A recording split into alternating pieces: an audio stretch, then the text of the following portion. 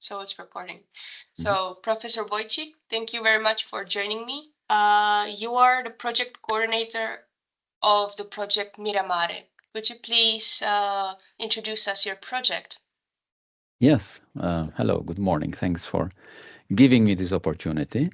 MIRAMARE is a Pianoforte funded project that aims at studying the factors that influence the risk of radiation-induced breast cancer. Let me share the presentation, and then I think it will be better. Can you see the presentation now? Yes, I can see the presentation. Thank you.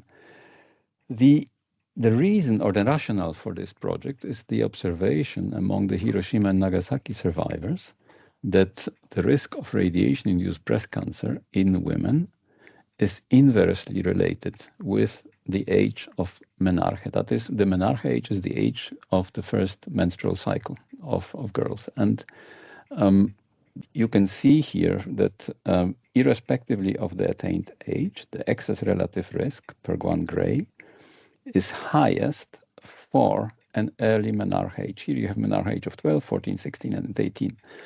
And this effect persists during the lifetime of women. And the same effect is actually seen, or a similar effect is seen for endometrial cancer.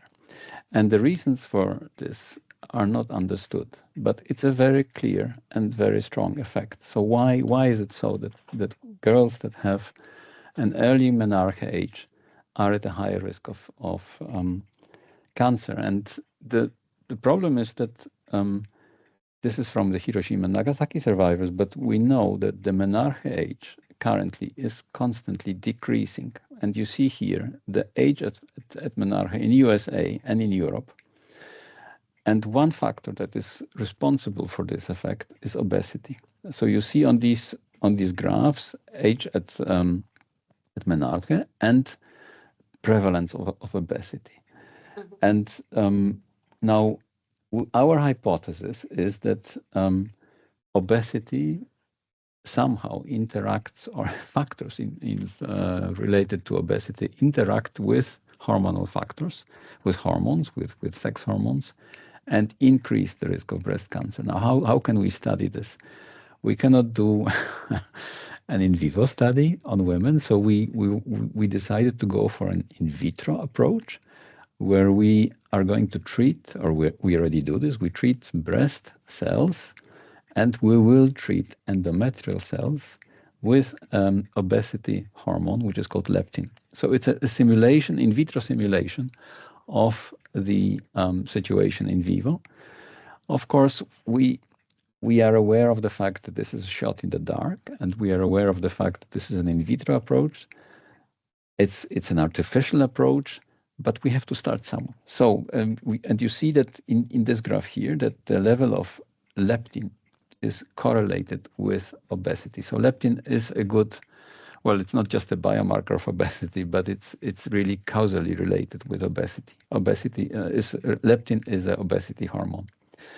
So what we will do is what we are doing already is we are treating breast cells because we have them. We have now also ordered endometrial cells, and we are immortalizing them so that we can do long-term exposures, because we are interested in exposing cells acutely to radiation in connection with estrogen, progesterone, and leptin, but also chronically, because we want to see whether the interaction between radiation and leptin and estrogen and progesterone is also occurs after chronic radiation exposure, which is a typical exposure scenario for people working in environment of enhanced radiation or living in areas with enhanced radiation.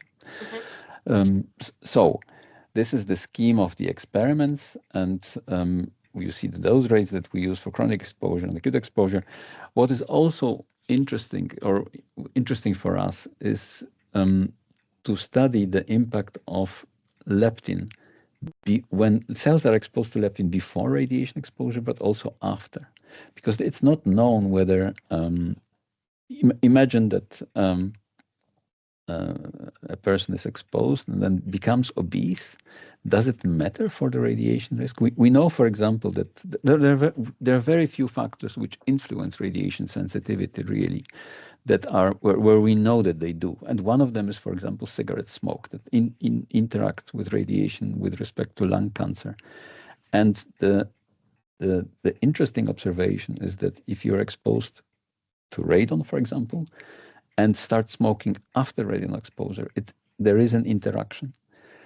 So we want to see whether it plays a role, whether leptin is present before radiation exposure or after radiation exposure. So the setting, the exposure setting is quite complicated, and we are running the experiments now. It takes a lot of time, but we are receiving some results already, which seem to be very promising. I cannot tell you the results yet because it's just this project has just kicked off now in spring 2025. Here you see the endpoints that we are looking at. We will look at expression of genes. We will look at mutations. We will look at epitranscriptomics, which means the modification of the epigenome.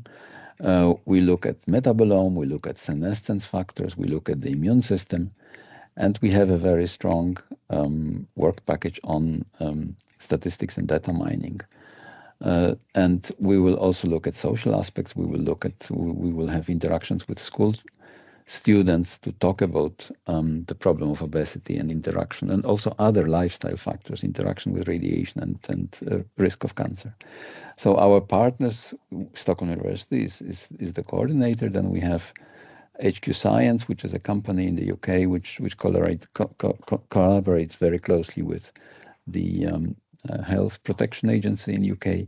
Then we have University of Campania in Naples. We have CEA in Grenoble. We have the Silesian University of Technology, which is then responsible for the statistical analysis.